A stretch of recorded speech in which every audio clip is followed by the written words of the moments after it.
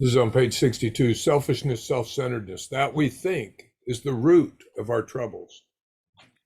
Driven by 100 forms of fear, self-delusion, self-seeking, self-pity, we step on the toes of our fellows and they retaliate. Sometimes they hurt us, seemingly without provocation. But we invariably find that at some time in the past, we have made decisions based on self, which later placed us in a position to be hurt. So our troubles, we think, are basically of our own making. This is where we kind of change course. They arise out of ourselves. The alcoholic is an extreme example of self-will run riot, though he usually doesn't think so.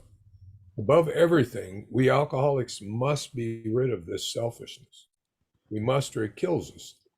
God makes that possible.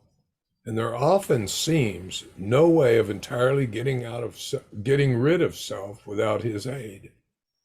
Many of us had moral and philosophical convictions galore, but we couldn't live up to them, even though we would have liked to. Neither could we reduce our self-centeredness, much by wishing or trying on our own power. We had to have God's help. So I'll leave it there. And can I just tell you why I've been getting a lot of calls from a lot of people that sober, long-term sober or short-term sober, that really, really, are suffering from the conflicts of sober reality, that narrative, that condition, and being identified as that condition. And I really think it's a strong message that you put out and you stick with. And I really, really appreciate that we don't move from that. So thanks, Paul. I'll give it to you. Well, thanks, Kurt. Thanks, Kurt. Can you hear me? Yeah. All right. Well, welcome, everyone. Nice to see you all. Yeah, so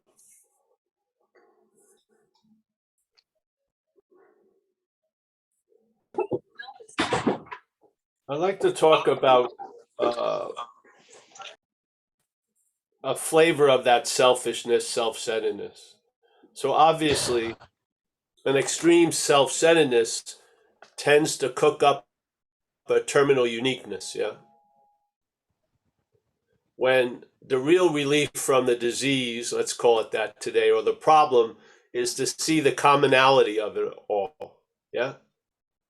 So the disease, one of its main adhesive aspects is terminal uniqueness.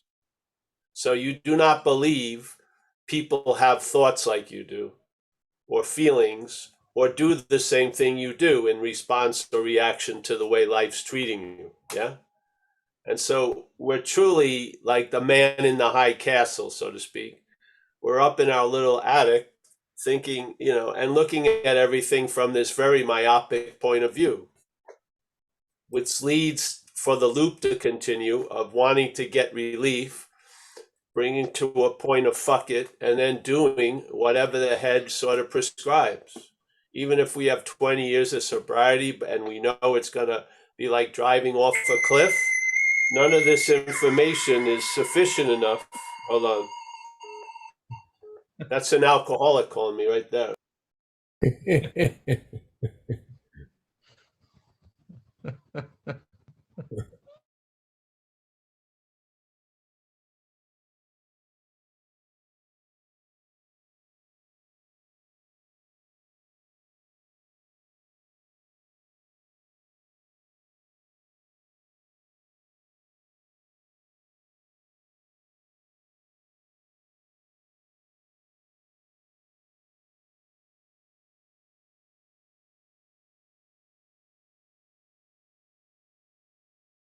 I think Paul got beamed back up.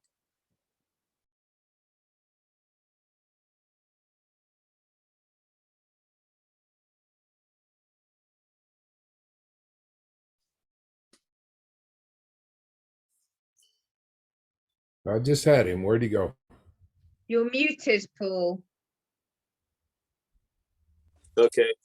See, this is what happens. Even from afar, an alcoholic can fuck things up. Yeah. Really, perfect timing. Yeah, it's just the way it is. And so after years, you don't see them as their name. You see them as alcoholic, yeah, or they're driven by alcoholism. And it's the same. I've heard it thousands of times now in 34 years. And, I'll tell, this person called me and I said, I'm frustrated with your alcoholism. I can't find Steve anywhere in there. Yeah, it's just, if I had recorded talks from 1989, like phone conversations, it would have been exactly the same thing I heard yesterday. Yeah, different locations, different nouns. This whole sense of terminal uniqueness is a huge aspect of the disease. Yeah, so just take a simple sociological study. Look out at our society. Yeah. And look at how many different types of people show up. Educational, ethnicity, religion, physical conditions, whatever, yes? Yet, how many of us end up at those three same parking spaces, institution, jails, and death? So there's thousands of different trajectories. My life, my life, my life. Yet, if you see a larger swath of it, you see the pattern. Most of us are brought to institution, jails, and death. We don't choose. I did not sit around a coffee table looking at vacation brochures and pick Delancey Street, this program in San Francisco. I was driven there. Yeah. How was I driven there?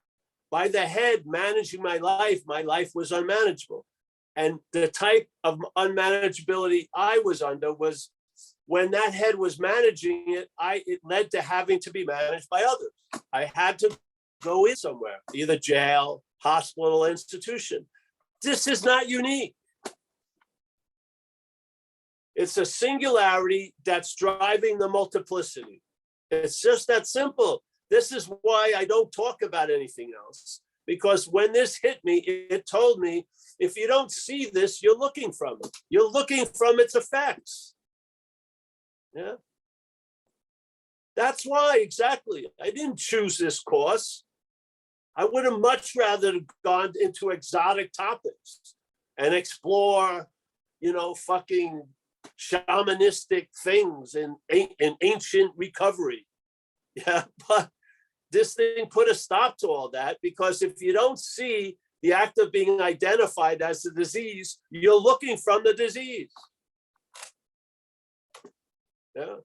And it's been verified over and over again in my life, from my own observations and observing others. Yeah. This whole idea, there is no way I'm entirely getting rid of self. Yeah, because that's self trying to get out of self. Why is there no way to get rid of self? I can get rid of a car. I can. If someone, you drive around where the ranches are, there's some cars that have been parked for like 30 years. Yeah. Haven't moved, all of us, but you could get rid of them. If you just pay a tow truck driver, call up the salvage place, you could get rid of that car. Yeah. It's not an absolute. Have they gotten rid of the car? No. Will they get rid of the car? Probably not. But could they get rid of the car? Yes. But this is not a possibility with self. Why?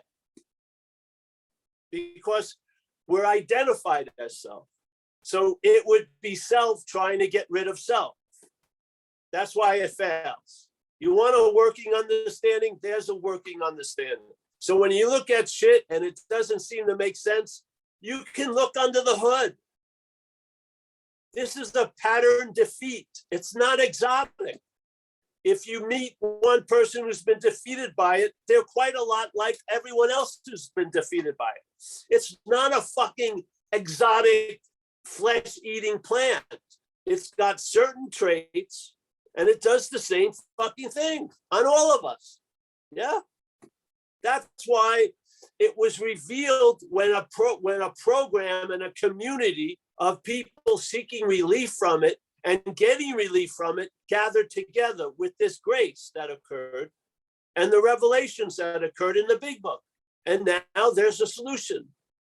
And the solution isn't uniquely tailored to every individual person. It's a common solution. Yeah. We fit ourselves around the solution. The solution is not fitted around us unless we're at one of those very expensive rehabs where that's what happens probably. If you're paying $40,000 to be somewhere in a month, then probably they're trying to fit the solution around you. But we're not doing that. Yeah. We're recognizing you got to fit yourself around the fucking solution. How do you do that?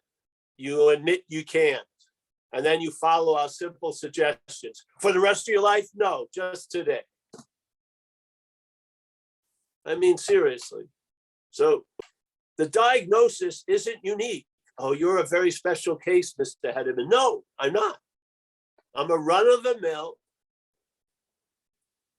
possibility, first of all, that was taken over by an addiction of the mental condition in self. The idea of being the star of the movie, yeah? Being the doer, the thinker, the feeler, the haver, the loser. The one that was going to be emphasized for the rest of this life. Super emphasized. Well, what did that allow? What did that tarmac allow to land? Alcoholism. So the obsession with self was already there. Then alcoholism came in and became an extreme version of obsession with self, which led to impossible drives to try to get out of what we're actually not in. And many of us took the path of drugs and alcohol. Yeah. Or that path is how it expressed itself. Yeah. Trying to get relief from me as me. Already set to fail. Yeah. But some of us gave it a fucking incredible effort. Yeah. You look at the annals of spirituality and the great devotees of the Brahma or Rama or something. Yeah.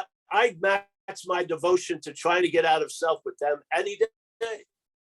I gave up everything. I would do anything. I'd take anything I could grab to keep doing. Yeah. The amount of payoff cost, the cost was tremendous. The payoff was minimal, yet I was completely devoted to it. Yeah. I would pay any consequence tomorrow not to feel uncomfortable right now. That's an extreme fucking case. Yeah. And many of us here have gone to that extreme case. It is not of us. Yeah. You can be rid of it a day at a time. The problem can seem not to be existing for you. That's how great this solution is. Yeah. Because they learn, we're not going to fit the problem with a solution. We're going to fucking tell the truth of the problem, a surrender, and that's the solution. Yeah. Yeah. So here, selfishness, self-centeredness, that we think is the root of our troubles. Self manifested in various ways is what has defeated us. That's the root of the trouble. No matter what, you can't miss the vague dartboard because everything has self in it. Every place you throw the dart, self-fear, self-seeking, self-pity, self. I mean, when are you going to get? It's not the pity. It's not the fear. It's not the centeredness. It's self. Yeah.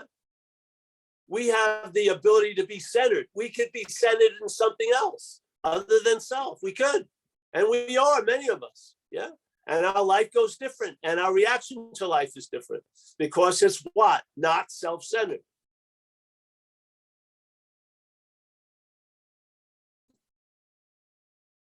The defeat feels so personal, but what's defeating us isn't. Yes. It's been tracked. Its traits have been recognized. It's presented in the book and at the meetings. It's up to the patient to get it. Yeah. With the help, with the hope and the help from others who have been relieved from the bondage of self. Yeah. How hard is it?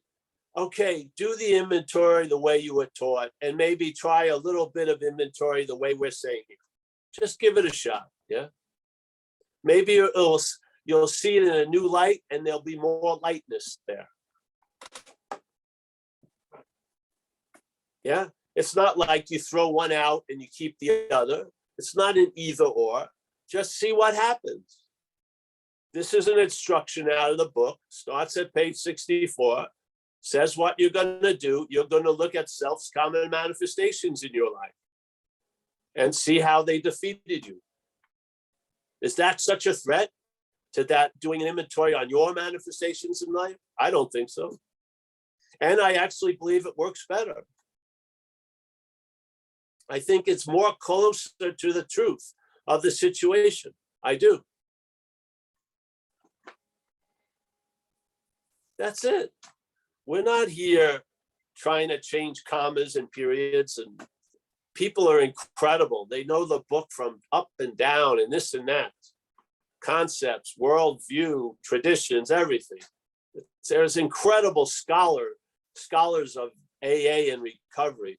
We're just offering a take on the exact nature of the wrong with a feeling that it's foreign to us. Not an intellectual idea, though it may start there, but a feeling, a sense that something possessed you, a sense that something has driven you, a sense that something took you over and used you for transportation, with the possibility something else could take you over and use you for transportation.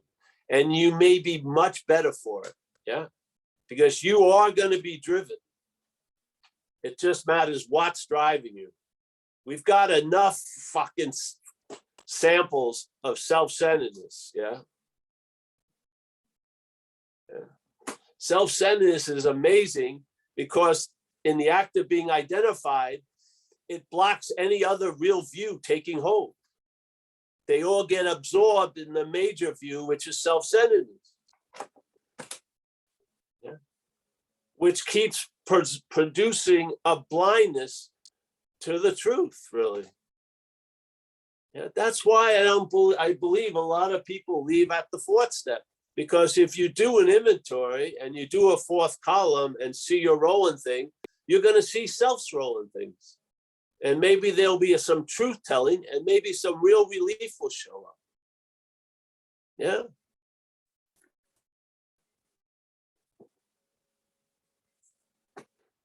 Yeah. So yeah, that's the point. That's why we haven't changed. I would have loved to, really. I wanted to add shit onto it, like yoga, maybe tantric yoga. Love that produces us closer to something. Jesus, add some nutrition and diets, write some more books. Yeah.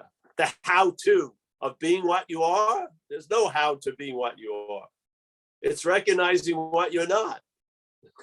That's how you find out what you are, is by telling the truth about what you're not, because what you're not has been masquerading as you. Yeah. Without that, first things first, you got to take care of that in a way. Because if you don't, it's going to be the you that's trying to get out of you. Yeah. And you're never going to be rid of it, as it says here.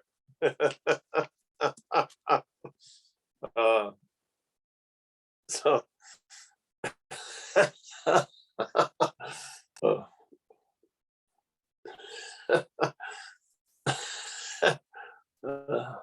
we wouldn't be here if we would have heard this at meetings. I didn't hear it. I didn't hear. The instructions I got at the fourth step was to look at my resentments, my fears, my harms to others, by looking at my sexual drives and my antics I got up to, yes?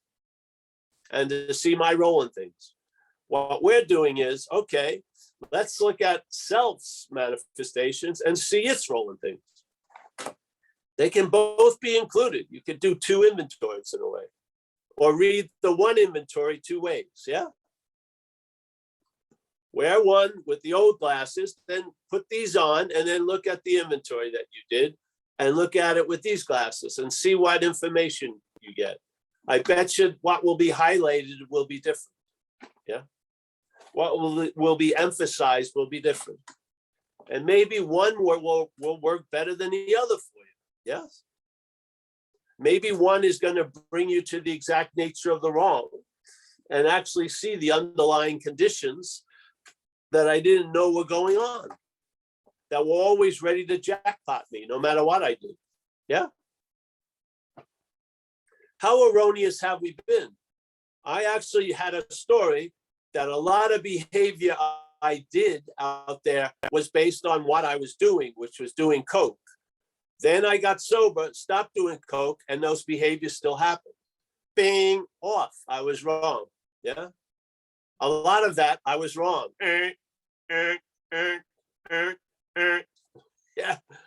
really. The unmanageability is I'm drinking and using. I stopped drinking and using. Life seems unmanageable still. How about the biggest buzzer, the real one? I've taken myself to be something else. Yeah, exactly. Yeah. I'm living a mental interpretation of life.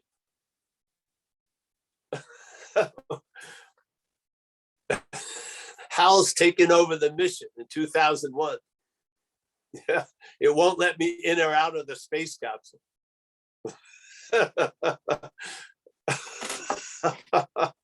Have you ever seen those movies where they go to another atmosphere, another place, and they were having those giant fishbowl helmets, and then one crazy person just unscrews it and takes it off, and the other one, no, and it's fine.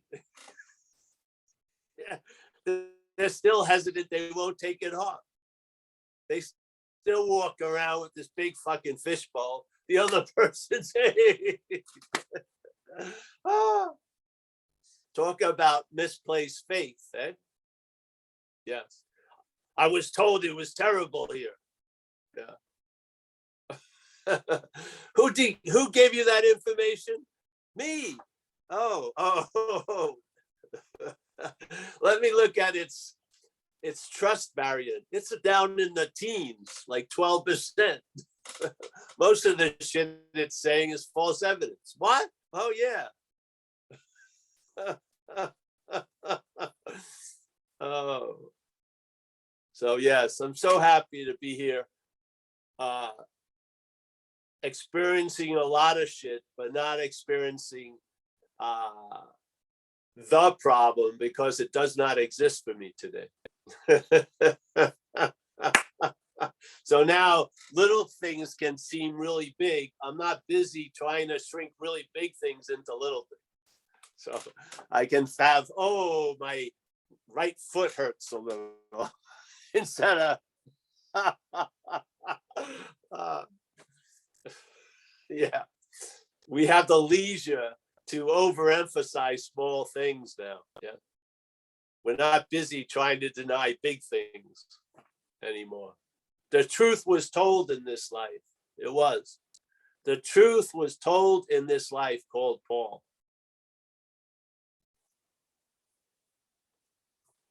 Yeah. You don't know how many people I meet, and when they open their door, there's just a huge elephant in the room. And they want to talk about every fucking thing else. And they're super clear about who to blame and exactly what happened to them and why it isn't fair. And yet there's this giant elephant fucking in the room. It just blows my mind. And then if you try to bring them to the giant elephant, some of them get angry, very angry. Yeah. But what are you to do? That's true compassion. Yes. Yeah. I lost a lot of respect for people who let me get away with murder out there. I needed a big boot up my ass. I did. Literally. Yeah. The compassion that was being peddled wasn't compassionate at all. It was misdirected, I feel. Yeah. Compassion is sometimes withholding a lot of stuff from people. Yeah, letting them have their bottom. Yeah. So, yes, I'm happy to be here. You want to open it up, Kurt? We can go over those. Sure, sure. I Thanks. mean, can I ask one thing? When Sure. you read the word self in the book, what does it trigger in you? Does it trigger the word ego? Then ask yourself, who is it that feels like they have an ego? And who is it that feels like they want to lose an ego? Who's that? I think self is before the idea of ego. I do. Yeah. Yeah. When I read self, it rings as something foreign. Hallelujah. That idea dropped in and now has stabilized in my life. And it's allowed a lot of freedom. It has. Yeah. I'm hoping through repetition, the same can happen for you. Yeah. Because if you see it as something other than you, you can be free from it. Yeah, you can. If you keep seeing it as you, you're going to try to be free as it. You got to see that. Yeah. Subtle, once either subtle or not, it's going to be trying to be free as it. It is. Yeah. When this is convinced and you've recognized it as something other than you, you'll be led to being free from it, not as it. Yeah. You'll see the being led as it will be false evidence. You'll see that clearly. If you're not seeing it now, you will. Yeah. Yeah. Because recovery progresses, just like we say the disease progresses, recovery progresses also.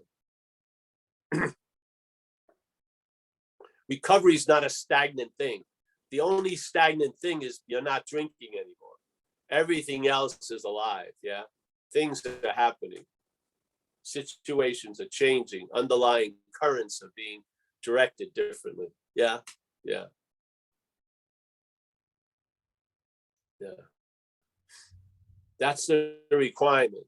To stay on the operating table is not to drink today, this hour. Yeah. That's our commitment. It's not really asking for much, especially if we've stopped drinking. It's not asking for anything. You're just not starting anymore. Yeah. So then that becomes mute, and that's a foundation. And then all these other great possibilities start showing up. Yeah. I would say most of us, that's established. We're sober today. Yeah. That opens us up for a lot of other stuff. Yeah. That's been a fact for 34 years in this life. Pretty good. Yeah. It's allowed a lot of renovation and rehabbing and recycling to occur. Yeah. Yeah. Yeah. All right, Kurt. Thanks, All right. man. Thank you for the reading. Yeah, Yeah. sure. Thanks, Paul. We got Bruce. Bruce has got his hand up. All right, Brucey. Hi, everyone. I think it's, I don't know, it's maybe page 68, the Shakespeare and the actor thing, that we're, being the actor. When the show started, I felt triggered, and the thought of the movie High Anxiety by Mel Brooks came to mind.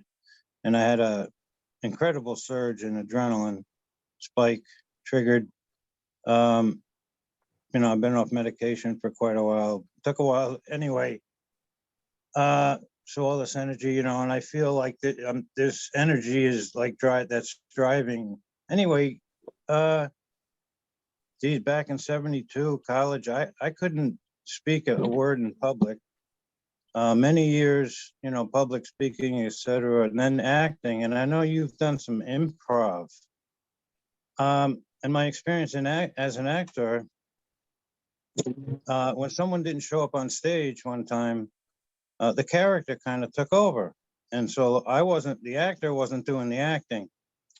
So now, it's not Bruce. Well, the Bruce that's feeling the adrenaline is not, I'm not the actor. So there's something,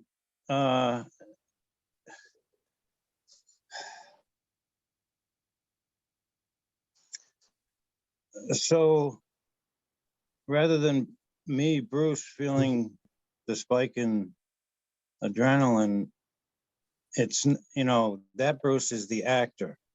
And I'm not the actor's not doing the acting. So the identification as self, Bruce, the actor, is not doing the acting. So it's not Bruce, the actor, that's feeling the anxiety. It's just the character, the conditioning. Anyway, thank you for allowing me to, for all this to come out. So, so You've Bruce, had a lot more experience in this than I have.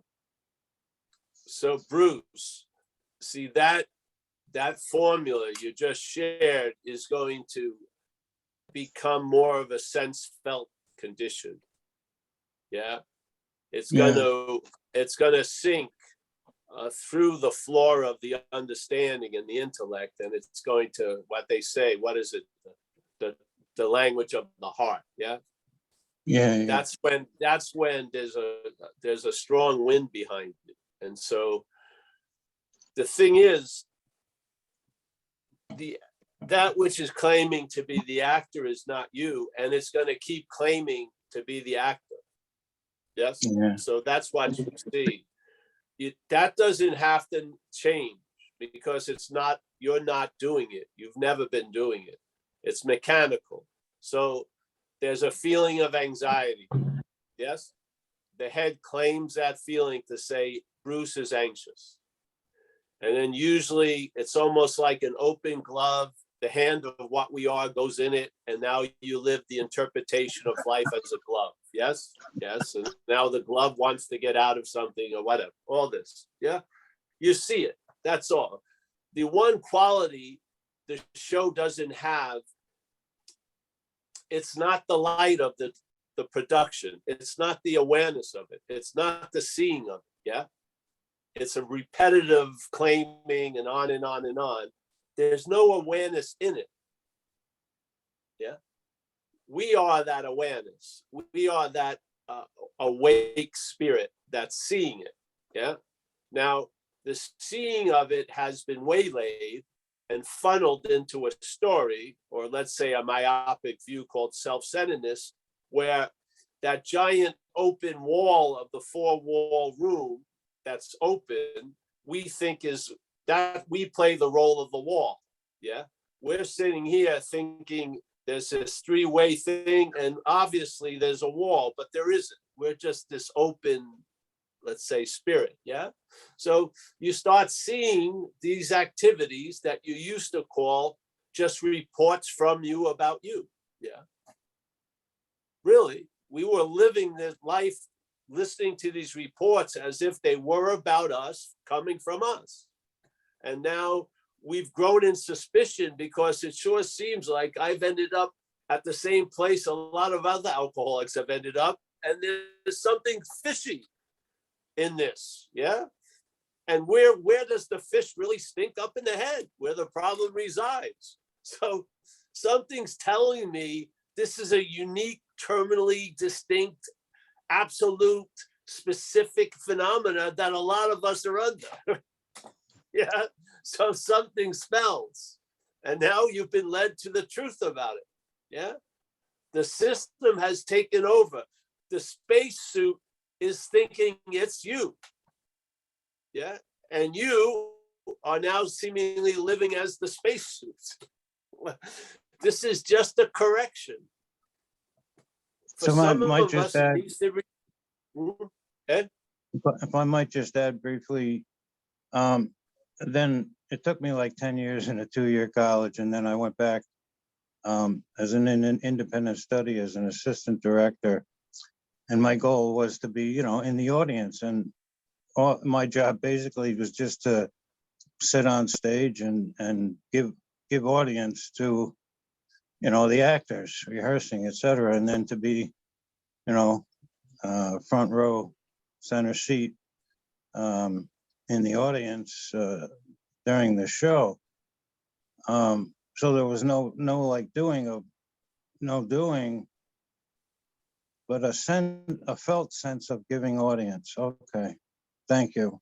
Yes, that's called like holding the space in some other areas, some other. Because I could see what was going on stage with the actor. Okay, yeah, rather than being on stage as the actor. Well, exactly. That's when the aperture gets myopic. You're just right on that little square of the stage, and there it is, and the spotlight is hovering over you. That drives us fucking crazy. Or it drives us, we're not fucking crazy. And then whatever the play has, it's going to be a tragedy. Yeah. Oh man, thank you very much. Unfortunately for a lot of others also. Yes. Yeah. I always used to joke with when I spoke at big AA places, I'd say, Yeah. you know, like Honolulu should send a giant thank you to AA, because can you imagine all of us running around fucking in Honolulu, loaded and active? There would be a lot of fucking destruction. So the absence of a lot of shit has a huge value, and that's what the community of AA has provided. It's saved us and others and states and cities a lot of fucking problems. You know? So I mean, Yeah, that was the sense of us sometimes we rather don't than me. recognize the great value of what's absent. We don't recognize the great value of what's absent in our life. Yeah. But it's an incredible value that we can sit here calmly, not fidgeting, not, you know, our head bobbing outside the Zoom, doing a line of Coke and then coming back up and then wanting to share. You know, we don't, none of this is happening, I hope. And it's everyone sort of chilled. I mean, that wasn't the norm at some point. Yeah. Something has brought a very quieting and beneficial effect in our lives. Yeah. Do you think that's going to stop? Of course it isn't. Yeah. So thanks, Bruce. Yes. Thanks, Bruce. Tom, why don't you jump in? Hi, Paul. Hey, Tom. Providence has placed me in a situation with a man who's 77 years old and 38 years sober. And she had to go away for a while, and she asked me to stay here, and her direction for keep him company. His sponsor's dying, he's not doing well. And so we've had several conversations now, AA conversations. And we were just, and I know better than to try to fix the guy. He's lonely, he's angry, he's old. So am I sometimes. But we were talking about defects of character, and he has this, and at one point he got angry and agitated and stood up and he said, "You are your defects of character, accept them, learn to live with them." And that spike that Bruce talked about came up in me, and I called him a fucking arrogant asshole. And then I wrote some inventory on that and shared it with a sponsor. We looked at it together, and setting aside everything that this guy, setting aside his stuff, it was clear, we got to the point where clearly I was terrified of something to have that anger reaction come up volatile like that. I mean, I yelled at this man. You know, I've since apologized to him, but we're looking at what's the fear, and it's beyond just, you know, I'm a hero or something like that. My sponsor suggested something about insanity, but I can't quite get to it. You know, after all this time, what still makes me rage like that, even for a second, just a flash, boom, you fucking arrogant asshole. that comes from something deep inside that's frightened of something, terrified actually. And I just wanted to throw that out there as a specific example and see what your response might be. Okay. Right now, my response to that is, I would use another reaction when it appears, which is, and I'm not that. Yes.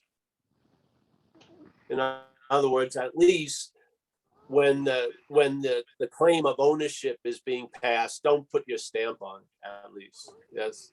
Because then, and maybe the reason why you don't know the source of it is it's not necessary for you to know the source of it. Yes? Can you imagine that? Yeah. Yeah. Maybe that energy that comes up like volcanic energy can be better used if you stop calling it you. Yeah. Turn the shit over. At least formally.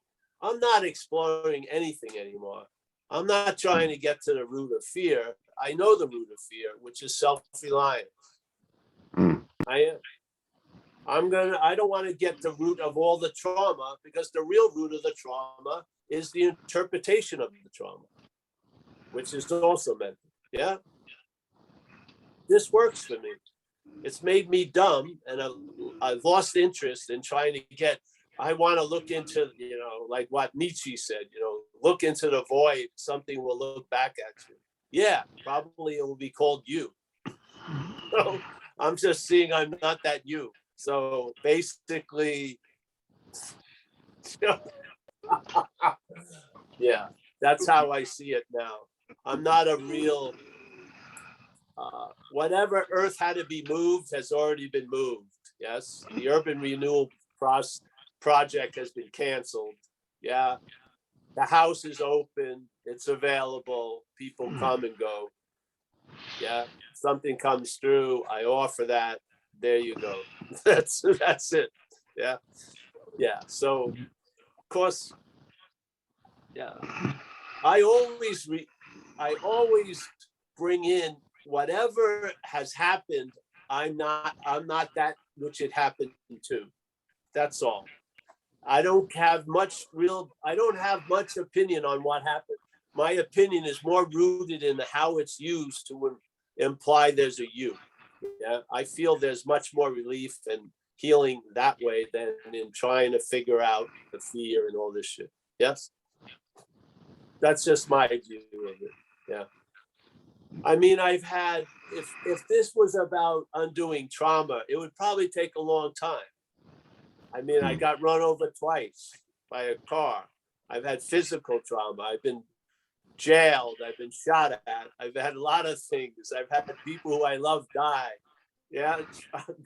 If my condition was based on those things changing, it would be a seemingly hopeless state. But no, I think you can be lifted above or before it all, tell you the truth. Yeah. Yeah. So, Well, I'm in a program. I'm sorry. The program that I'm in that's happening is, and the goal is neutrality, so that I don't react with this anger reaction. Well, man, all right, give it your best, but remember, something's directing that, and it may, your idea of the solution may not be its idea of the solution. To me, anger has got a lot of value if it's directed by something other than your head. I do. Yeah, it's all energy. Yes, but this is just my camp. Yeah.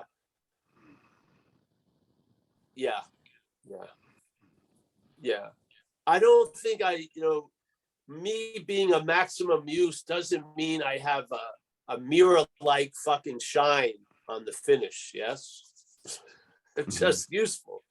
I'm like a tool that can be used. The condition it's in right now, it seems to be working. So who am I to say this condition isn't being a maximum use with all of its foibles and whatever? Yeah. Yeah. This is just where I've ended up. Yeah. I just, I'm in the disarmament camp. Yeah, so Well, I like your camp. when life reveals a whole hallway that's been unlit, I don't take myself to be the electrician. Yeah. Maybe there's some value in it not being lit. Yeah. I just sort of see the whole foundation of how everything is used to imply or insinuate a Paul. Yeah, that to me is the real value. And so that's what I do most of the time. And then I make amends if I yell at somebody or whatever, it's not like, yeah, but that's just me, Tom. But if you made a commitment to get to the root of these things, good luck. Yeah. Well, I like your camp, Paul, because it saved my fucking ass, and it did. It pulled me out of the darkness I was in. Oh, Then great. Well, there you go. I recognize that my dog is shit all over the lawn, so I'm trying to clean it up. And in that process, stuff comes up, Yes, and remember, the stuff comes up isn't you either. Yes. Just like we have it very clearly, the love and the gratitude is in us. It's higher power move through us. Yeah. But then there's a whole aspect that we think is us. Yeah.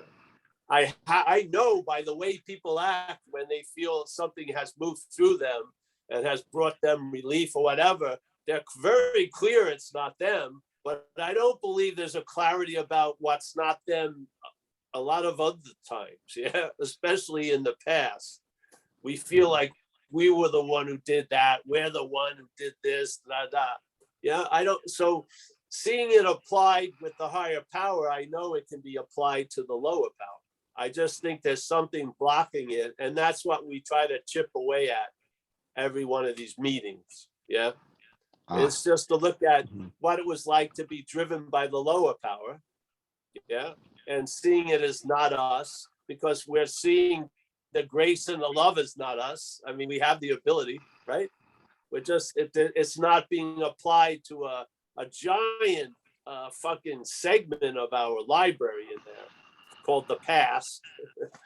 And I would like it to float into that atmosphere, and maybe there'll be relief from guilt and shame, or there's these drives to try to get to the bottom of things. You'd lose interest in it, and you'd be quite aware of actually what's happening now.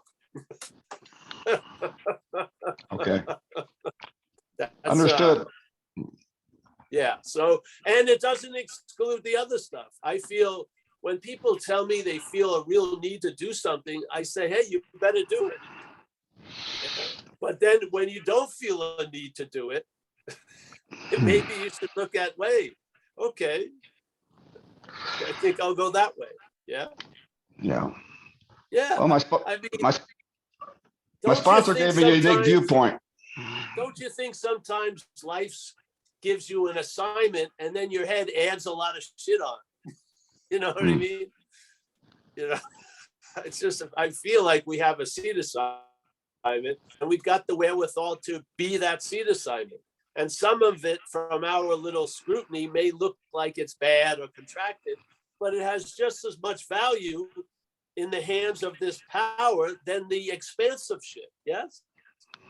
It allows you to connect to someone who's in that contractive cave and stuff. So I don't believe I have I just don't play doctor, like we say, laying on the operating table. I just don't play doctor. Just not, yeah. If they said, okay, that's it. All right, enjoy yourself. Okay, yeah.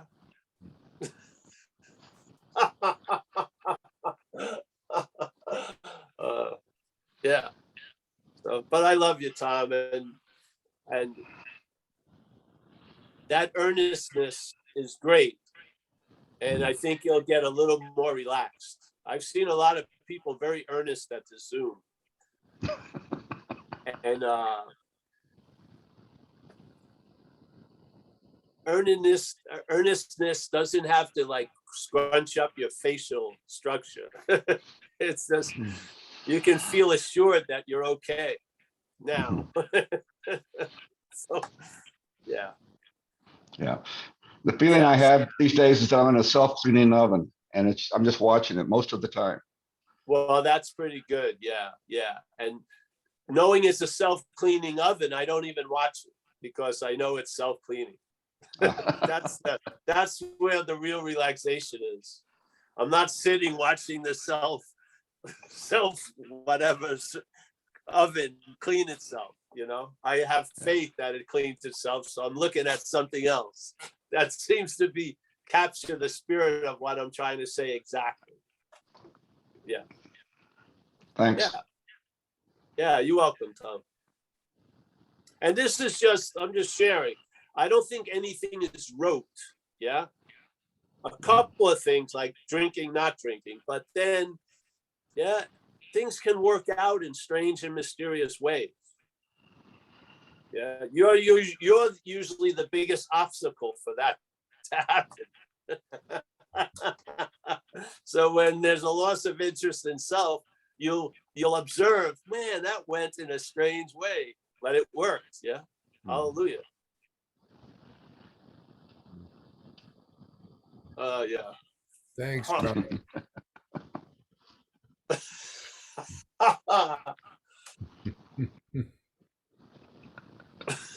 Do we have any other hands?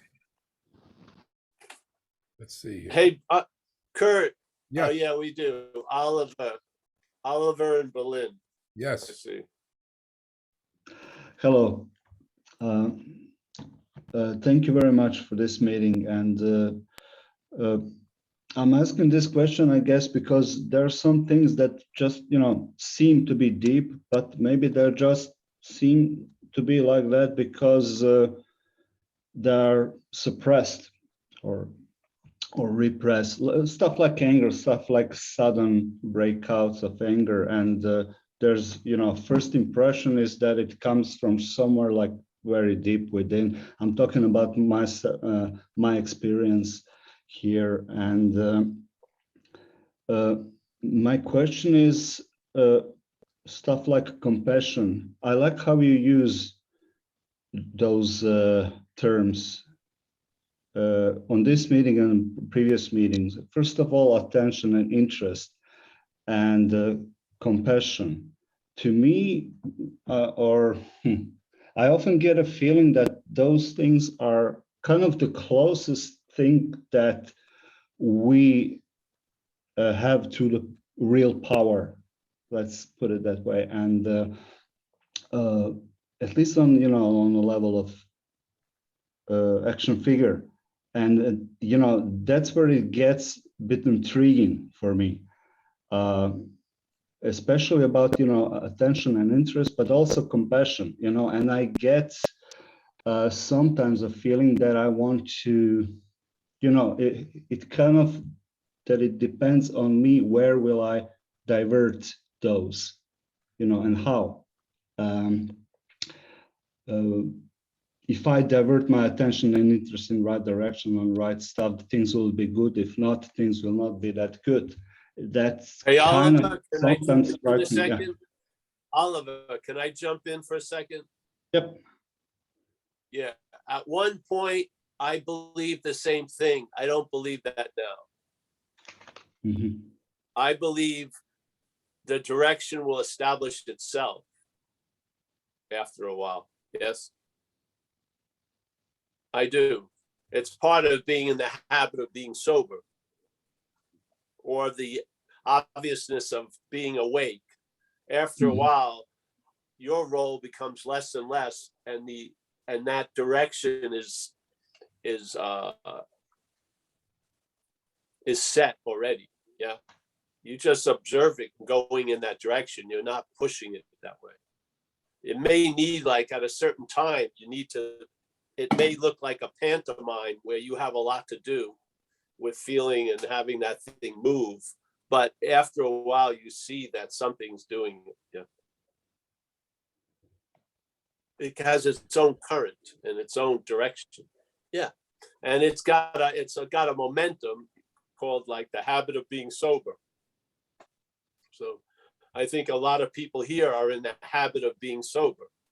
So that direction is set. Yeah, it's not like the river's going to make a right turn.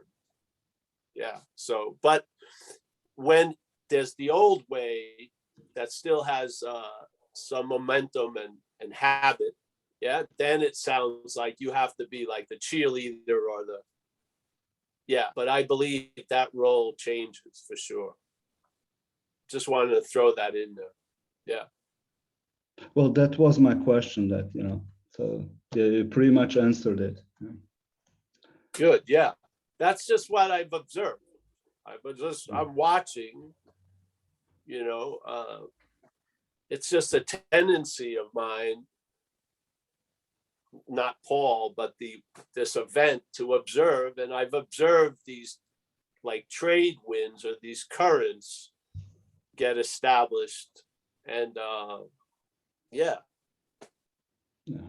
I'm only asking because in this point, it seems sometimes a little puzzling, and in my recovery, I'm close to being like 2 years, and I'm interested in yes. well, especially your experience, about it. Yeah. So this is good at this point. In a way, what you're not is used to get interested in galvanize an intention or whatever to go in that direction. Yeah. Because the idea of you is sort of that same current, but it's gone in a different direction. So yeah, so now that it's being called back to join the larger river, so to speak. Yeah. So let's call it you. And so now I used to get, like, to me, AA meetings were very inspiring, especially in the beginning, because, I knew the ferocity of that energy. I was afraid of it being directed the old way. And it was just constantly getting reconfigured, that river, by going to meetings and doing service and H&Is. Yeah. And then that fear of, or the anxiety of my role in having that occur got lesser and less. And then I just saw the tides had changed in this life. Yeah. There's not a big struggle or a fight. Yeah. It's just about, going along with the flow, so to speak. Yeah. And so, but whatever condition you find yourself, if you seem to have a big role, then play it. Yeah. But ultimately, I always, in my life, I've noticed that big role was only temporary. Yes. Its role hasn't really been big to begin with. Yeah. Yeah. Yeah. Yeah. So. Thanks, Oliver. Thank you. Yeah. Thank you, Oliver.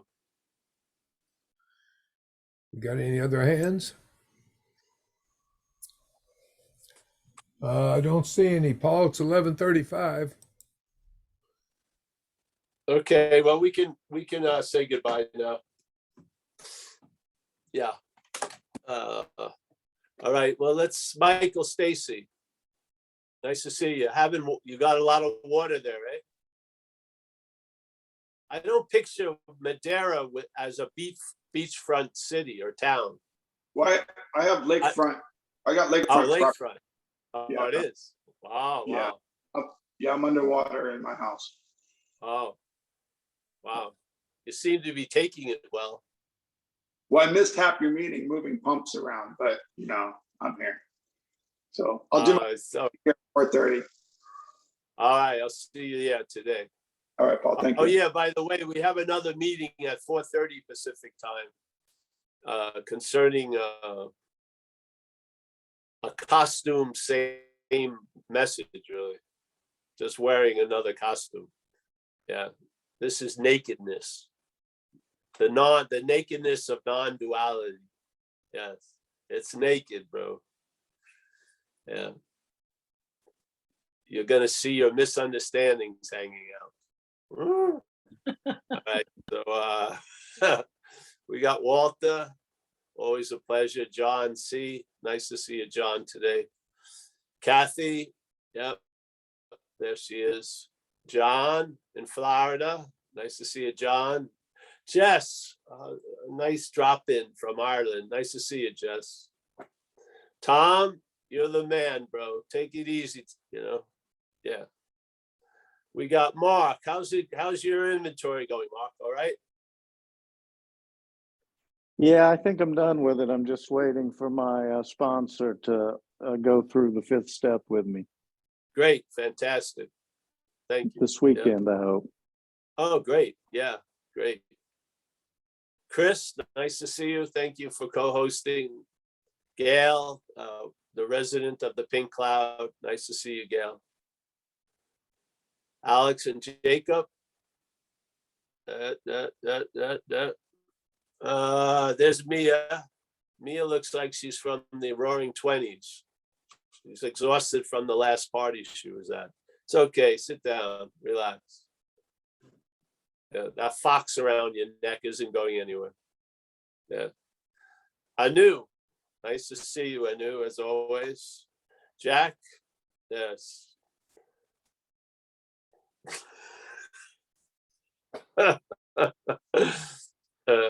Nice to see you, Jack. Miranda. Happy you're traveling well. Good. Yeah. Mickey, as always. Kurt. Nice to see you. I hope you're taking it easy, Kurt. Don't get a ticket driving that little knee thing, whatever. Yeah. I don't want to see you on the news getting pulled over. Yeah. Take it easy, bro. Oliver, Berlin. Beth, nice to see you, honey. Thanks for showing up today. Yeah. Roman, as always. I'll be seeing Roman sooner or later live. We've got Virginia from the UK, Nina from LA, Chris from Massachusetts, Bruce. Bruce is in his own private Idaho. There he is, from one spud to the other. Brian, nice to see you, Brian, today. John K.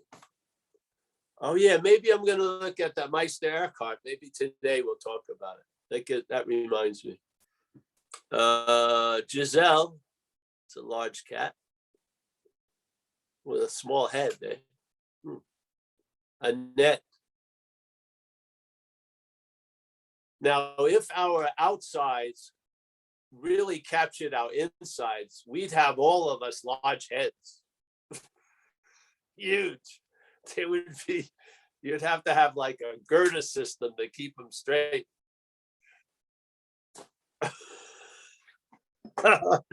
Annette, always nice to see you, Annette. I know the candle's lit somewhere. We got Grateful Dave. We got Gil, Gill.